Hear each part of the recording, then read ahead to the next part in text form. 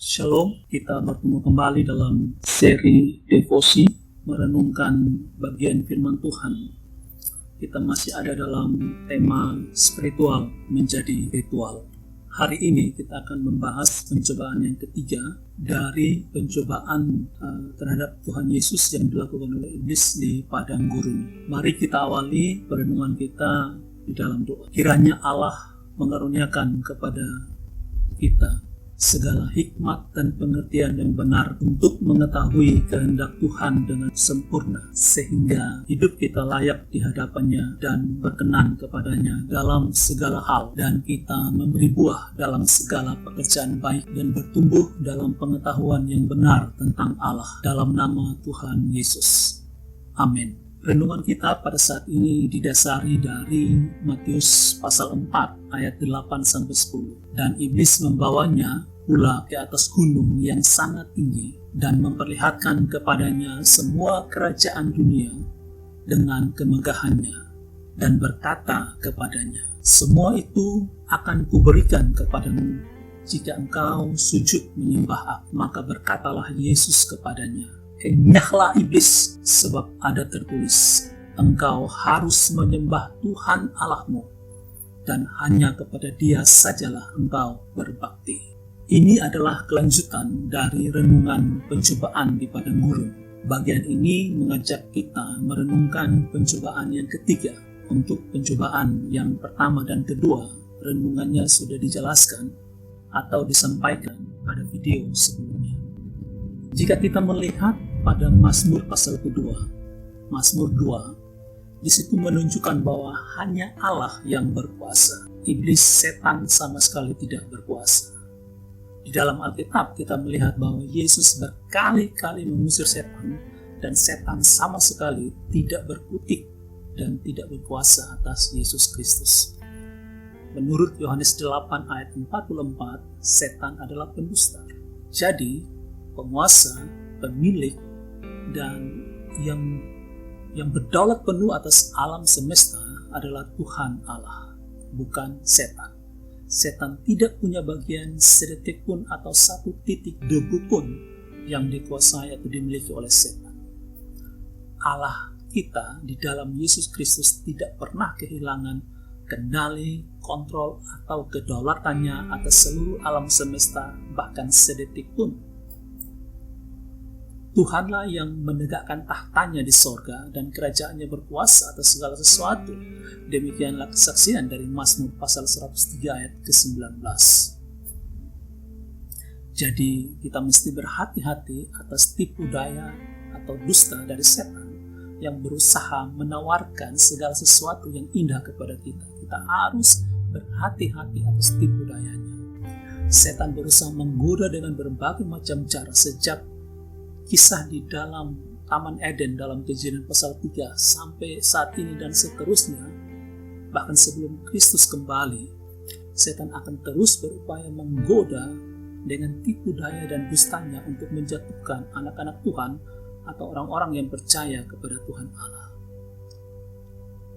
Mari kita renungkan, kita melihat apa tujuan dari iblis mencoba Yesus di dalam pencobaan yang ketiga ini. Dia menawarkan hal-hal yang begitu indah, mewah, dan kelihatannya jaya, kelihatannya berhasil, kelihatannya begitu tergiur. Dia menggoda Yesus untuk Yesus mendapatkan sesuatu tanpa usaha, tanpa berjerih lelah, tanpa berupaya, tanpa bertekun di dalam Tuhan. Kalau kita melihat kepada tujuan Yesus datang ke dalam dunia untuk mati demi menyelamatkan manusia dan demi janji Allah Bapa, iblis menipu Yesus supaya Yesus mendapatkan mahkota tanpa salib. Tetapi kita melihat bahwa Yesus memilih jalan salib. Dia tidak tergoda kepada tipu daya si jahat. Yesus bahkan menempat setan, mengusir setan, menenggih setan, mengenyahkan setan, dan Yesus tidak tergiur atau mengikuti kehendak atau keinginan dari setan itu sendiri. Tapi mari kita lihat begitu banyak pada zaman-zaman sekarang, dari dulu bahkan sampai sekarang, begitu banyak tawaran-tawaran teologi untuk membuat anak-anak Tuhan, membuat gereja Tuhan seperti cara dunia ini, yaitu menang door prize, menangkan undian, menangkan lotre, mendapatkan sesuatu tanpa jerih payah. Muncullah teologi kemakmuran, muncullah ajaran-ajaran yang mengajak orang Kristen untuk mendapatkan sesuatu, mendapatkan berkat tanpa upaya, seperti berjudi dan sebagainya, berkompromi dengan kesukaran dan penderitaan, menghindari kesukaran dan penderitaan untuk mendapatkan sesuatu yang banyak, seperti teori, berusaha dengan sekecil-kecilnya dan mendapatkan sesuatu yang sebesar-besarnya. Akhirnya orang terjerat kepada korupsi, orang terjerat kepada dosa, orang terjerat kepada tipu daya si jahat.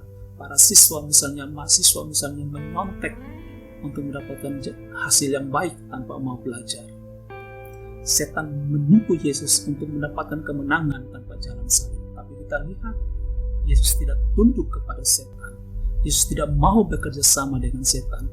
Yesus tidak mau menggunakan cara yang tidak benar, cara yang tidak halal, cara yang tidak sesuai dengan kehendak Tuhan. Demikian juga sampai sekarang, setan berusaha mencobai manusia dengan berbagai macam cara.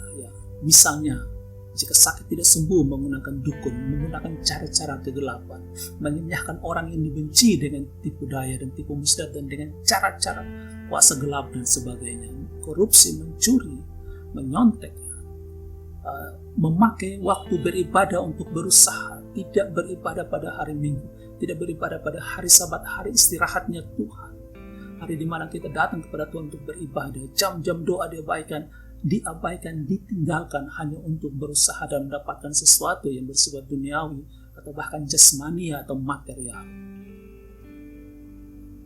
Setan mencobai dan menggodai para hamba Tuhan untuk berkhotbah dengan cara-cara yang mengenakan telinga, tidak berani menempelak dosa, tidak berani menegur jemaat-jemaat Tuhan yang hidup tidak benar, supaya orang merasa nyaman di gereja.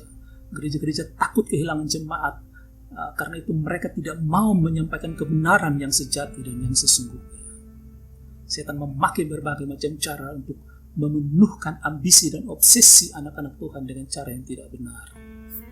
Jawaban Yesus tetap sama. Kita lihat dalam Matius 4 ayat 10 bahwa Yesus tidak tunduk kepada pencobaan dari setan. Yesus mengusir setan. Ini menunjukkan bahwa Yesus lebih berkuasa dan kuasa Yesus lebih besar dari setan. Yesus mengutip Ulangan 6 ayat 13, engkau harus takut akan Tuhan Allahmu, kepada Dia haruslah engkau beribadah dan demi namanya haruslah engkau bersumpah. Sekali lagi, Yesus menggunakan firman Tuhan. Yesus tidak pernah mengganti senjatanya.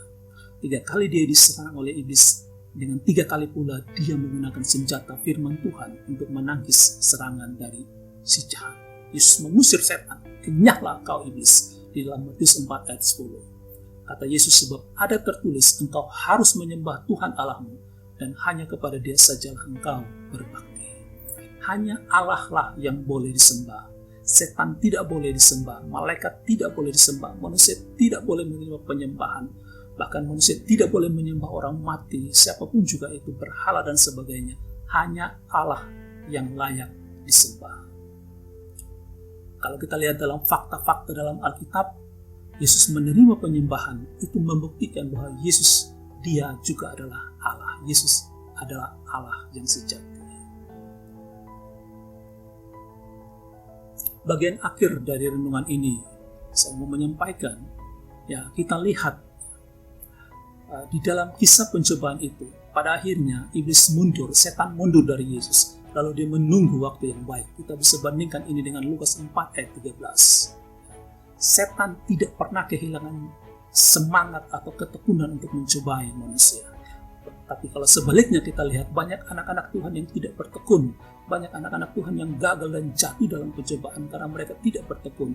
Padahal setan tidak kehilangan ketekunan. Ketekunan setan itu begitu luar biasa, dia mencoba siang dan malam, berjam-jam, berdetik-detik tanpa putus asa. Dia berusaha mencobai anak-anak Tuhan dan menjatuhkan anak-anak Tuhan. Tapi sayangnya kebalikannya, banyak anak-anak Tuhan yang tidak tahan dalam pencobaan, sehingga mereka sering kali jatuh. Karena itu kita perlu tekun belajar firman Tuhan, tekun berdoa, tekun berjuang melawan pencobaan, melawan dosa. Mari kita renungkan, apakah kita termasuk orang-orang yang bertekun belajar firman Tuhan, merenungkan firman Tuhan siang dan malam, tekun berdoa, tekun berjuang melawan pencobaan dan dosa.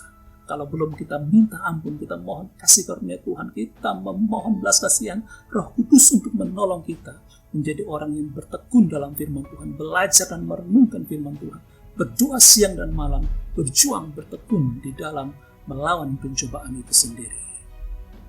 Dan pada akhirnya kita lihat dalam Matius 4 ayat 11, setelah iblis pergi, malaikat-malaikat datang melayani Yesus. Tentunya pada saat ini juga malaikat menyiapkan makanan bagi Yesus yang Yesus butuhkan.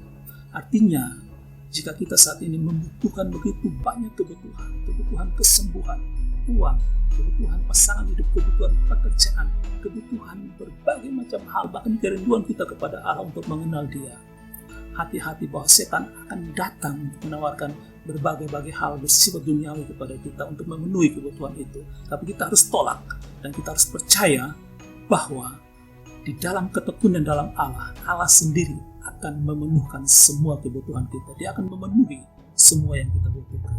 Karena itu kita harus tetap setia bertekun dalam Tuhan. Kiranya Tuhan Allah menyertai dan menasihani kita di dalam ketekunan kita kepada-Nya. Mari kita berdoa. Tuhan memberkati kita dan melindungi kita. Tuhan menyinari kita dengan wajah-Nya dan memberi kita kasih karunia.